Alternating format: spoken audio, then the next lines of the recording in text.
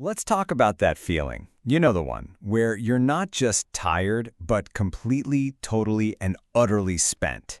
It's a kind of deep, soul-level exhaustion where everything just feels pointless.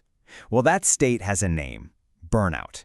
And in this explainer, we're going to break down exactly what it is, why it's become so incredibly common, and most importantly, what we can actually do about it. Yeah.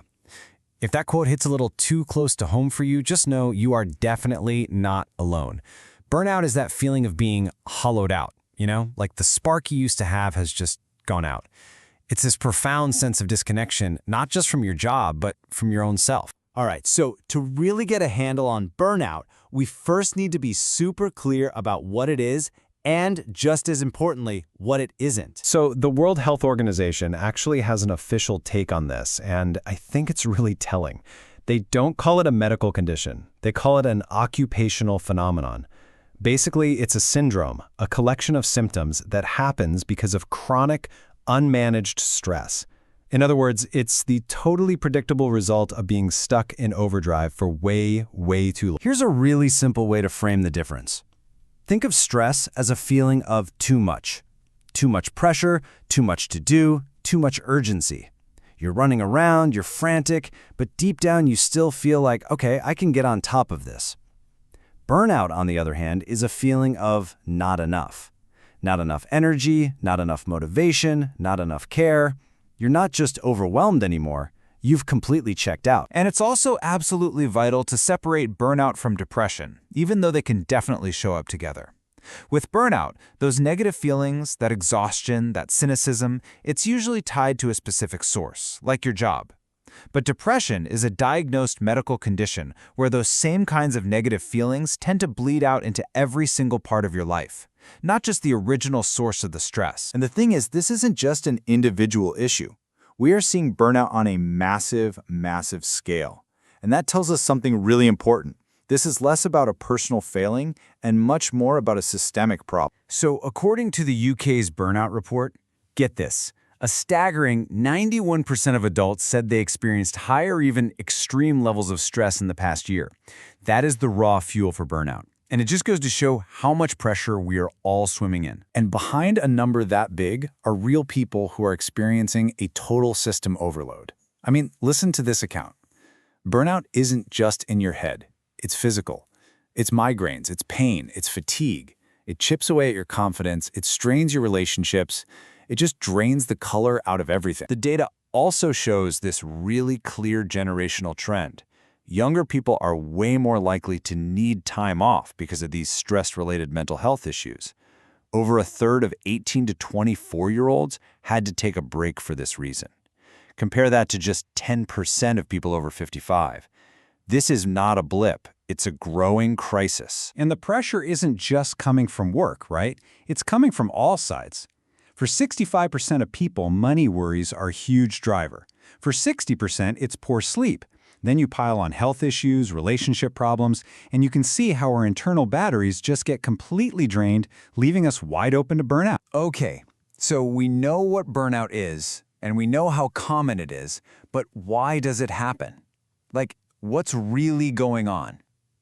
To understand that, we have to go deeper, past the to-do lists and the deadlines, and right into our own biology. This, right here, is the key question. Because what feels like a personal, moral, or professional failure, like you're just not tough enough or you're not trying hard enough, is actually something much more fundamental going on. This is the single most important thing to understand. Burnout is not a character flaw. It is a predictable physiological response from a nervous system that has been pushed way past its limits. It's like your body hitting the emergency brake. It's a survival mechanism.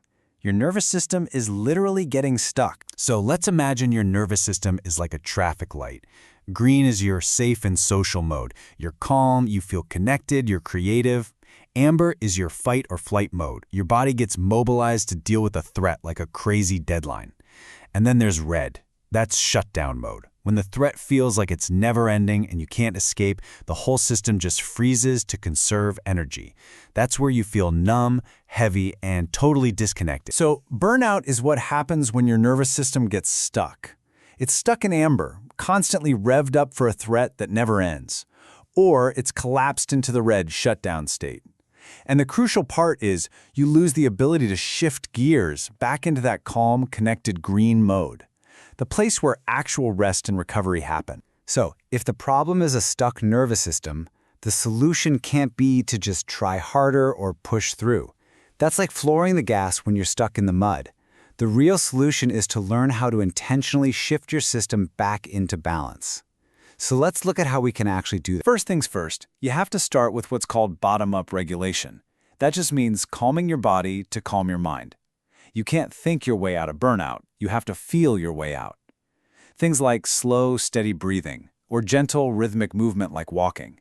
They send direct safety signals to your nervous system. Even just grounding yourself in your senses, splashing cold water on your face, feeling the texture of a blanket. It anchors you in the present and tells your body, hey, the threat is over, you're safe. Okay, so once your body starts to feel even a little bit safer, then you can bring in the top-down strategies. This is where you start to reclaim your sense of agency and control. This means getting brutally honest about what actually matters to you. It means learning the incredibly hard but essential skill of saying no to protect your energy. It means literally scheduling rest and even play into your calendar like they are the most important meetings of the day. Because they are. But let's be real. Individual strategies can only take you so far. We also need systemic change. Our workplaces have a huge role to play here by building cultures that actually encourage work-life balance, by training managers to spot the signs and be supportive, by appreciating people for their contribution, not just their raw productivity, and by making it easy and normal to get mental health support. And ultimately, this whole thing forces us to ask a much bigger question. Because burnout isn't just about our individual to-do lists. It's about the values our entire culture celebrates. What if ambition and speed and just getting more stuff, what if those weren't the only goals we aimed for? What if we also deeply value things like rest and connection and creativity? Rethinking what we prize as a society, well, that might just be the most powerful antidote of all.